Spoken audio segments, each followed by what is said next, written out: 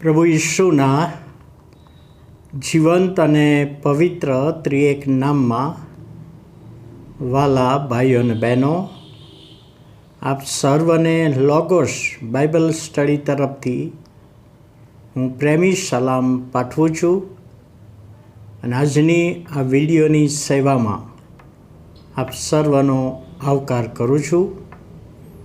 આજનું વચન આપણા બધાના માટે પ્રભુ આશીર્વાદિત કરે.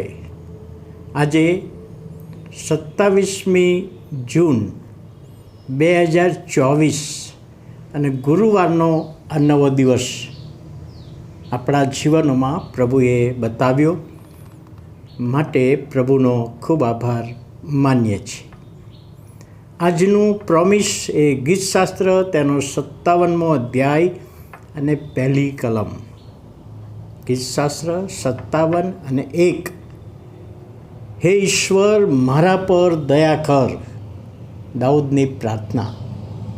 હે ઈશ્વર, મારા પર દયા કર, કેમ કે મારો આત્મા તારા શરણે આવ્યો છે.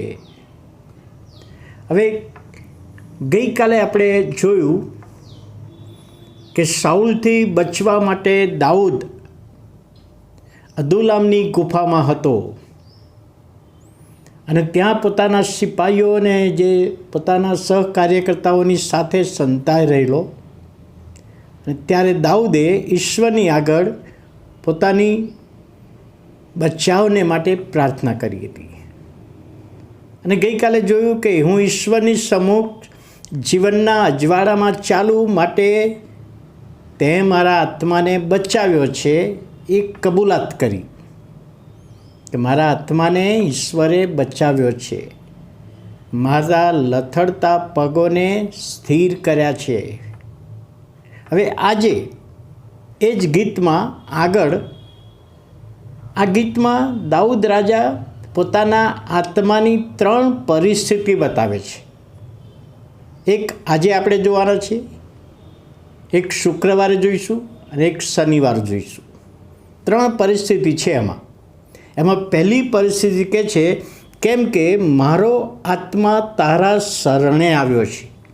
તો દાઉદનો આત્મા ઈશ્વરના શરણે આવ્યો છે, ઈશ્વરના ચરણોમાં આવ્યો છે, ઈશ્વરની પાસે આવ્યો છે. અને ઈશ્વરની ઈચ્છા છે, જેણે આપણને બનાવ્યા છે, આપણો ઉત્પન્ન કરતા છે, માટીમાંથી બનાવ્યા છે, પૂતળું બનાવ્યું, પોતાનો શ્વાસ ફૂંક્યો અને એ આદમને સજીવન કર્યો. અને એ આદમના વંશજો તરીકે આપણે ઈશ્વરની સંગત કરીએ, ઈશ્વરના ચરણોમાં આવીએ, ઈશ્વર પર આધાર રાખીએ, એ ઈશ્વર આશા રાખે છે. અને અહીંયા આગળ દાઉદ એ કબૂલ કરે છે. આત્માની 3 સ્થિતિ છે, એમાંની પહેલી સ્થિતિ 57મો અધ્યાયને પહેલી કલમ કે મારો આત્મા તારા શરણે આવ્યો છે. હવે ઈશ્વરની પાસે માણસ આવે, એનો આત્મા આવે, સ્વીકારે, બીજા અર્થમાં કે પ્રભુ ઈસુને તારનાર તરીકે સ્વીકારે, જીવતા ઈશ્વરને તારનાર તરીકે સ્વીકારે, એના ચરણોમાં બેસે, એ આશા રાખે છે.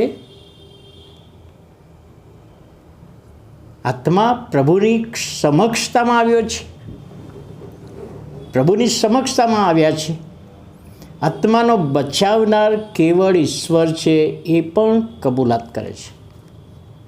હું જીવનના અજવાળામાં ચાલું માટે તે મારા આત્માને બચાવ્યો છે. અહીંયા આગળ કહે છે કે મારો આત્મા તારા શરણે આવ્યો છે. પ્રભુ ઈસુ ખ્રિસ્તમાં પણ આ જ બાબત હતી. પ્રભુ ઈસુ ખ્રિસ્તે પણ કહ્યું હતું,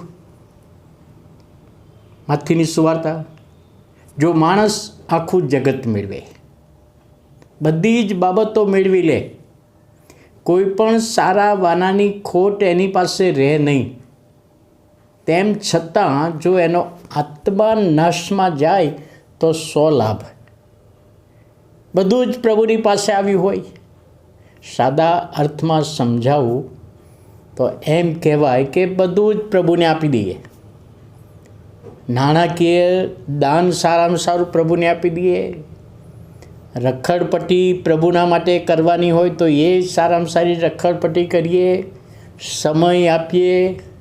પણ જો આત્મા નથી સોંપ્યો, આત્મા પ્રભુને નથી સોંપ્યો તો એનો કોઈ અર્થ રહેતો નથી. એટલે બધું જ મેળવ્યું છે, પ્રભુ ઈસુ ખ્રિસ્ત કે બધું જ મેળવ્યું છે, પણ જો આત્મા નાશમાં જાય તો માણસને શું લાભ થાય?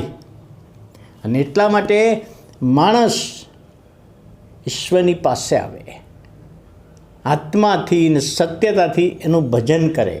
પ્રભુ ઈસુ ખ્રિસ્તે સમરૂની સ્ત્રીને પણ એ જ કહ્યું હતું ને, આત્માથી અને સત્યતાથી ભજન કરવાની બાબત.